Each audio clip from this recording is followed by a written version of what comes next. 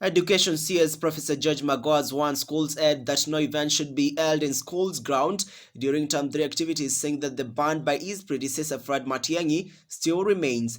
Magoha said that no prayers or any motivational talk, warning the new principle of dire consequences. He also warned schools ahead of examination cheating, saying that the same principle are trying to collide with several stakeholders to cheat in the forthcoming final examination. Magoha was speaking after inspecting the ongoing teacher training on the new education curriculum known as the Competence-Based Curriculum CBC, where he said he is proud of the ongoing process. On the 100% transition from primaries to secondary, Magoha said that he has appointed a task force of 30 to advise him on the transition, bearing in mind there will be no final examination. He also banned any prayers or motivational talks during the third term, stating that students should be given ample time to prepare for the final examination. During the events that are related to the implementation of the competency-based curriculum this morning in Machakos. I started with the teams. There are about 12 teams that are working on curriculum designs for grades 5, 6, 7, 8, and 9. And I'm very, very happy indeed with what I have seen, the energy and the commitment that is taking place there. And then I have come to this teacher training session that you have witnessed yourselves. You can judge by yourselves that the quality of teachers that are doing the training are the very best you can get elsewhere. You can also judge by the energy in there that the teachers are totally committed to whatever they are being taught, which they are going to transfer to our children. So from where I sit, I'm very, very happy that as far as the competency-based curriculum is concerned, there's a lot of work to be done, and we are doing the work that pertains to what is required. I want to also take this opportunity to be as clear as crystal water that we are going into the examination period, and that I'm starting to see in the Mtandao that certain teachers want to negate what we put forward with CS Matiang'i 4 years ago.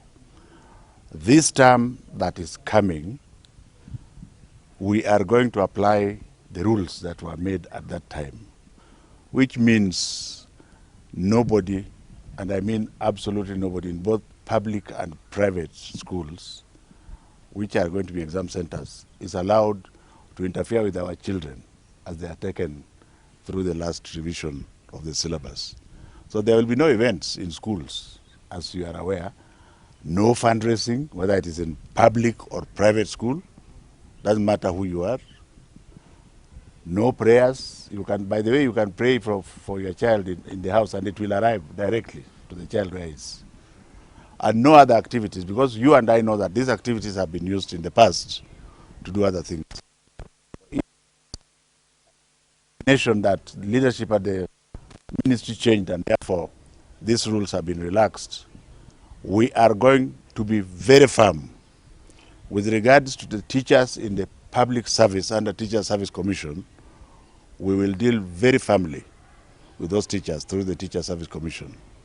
With regards to teachers in private schools, my most humble self at the ministry will deal with them very fast and squarely, to the extent that we continue.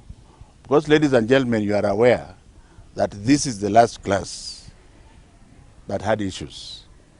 And our goal had always been that we create 4 classes in high school that are clean, so that the exam for next year, you will see for yourselves. So we shall not allow. And those principals who are already inviting people to their schools must rescind those invitations forthwith, because we are not going to have any gloves to treat anybody. There will be no sacred cow, and I want this to be a very soft warning, because from there on we shall just act. So if you want to do anything, you should have finished everything by the second term. You will also remember, ladies and gentlemen, that the third term has been reduced by 1 week because of the census. So it was beyond anybody's control.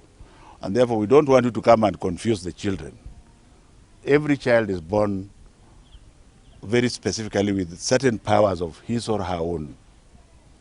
Why don't we allow them to give us those powers which are different, rather than you trying to give them a standard answer, which first of all in most cases is wrong.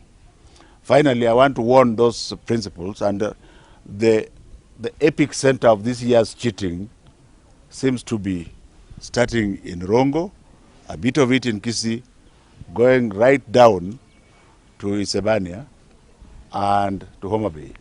And we are listening to what they are saying. So I'm telling those principals to stop the rubbish before we come for them. Because they are already saying that, oh, they have exams. How do you have exams which have not been printed? Where did you get them from? And our people are being very gullible.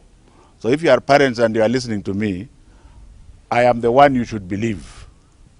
Don't believe somebody who tells you he's going to give you exams to destroy your own child. Is there any specific question you people wanted me to? Knew for sure that that was what you are going to ask.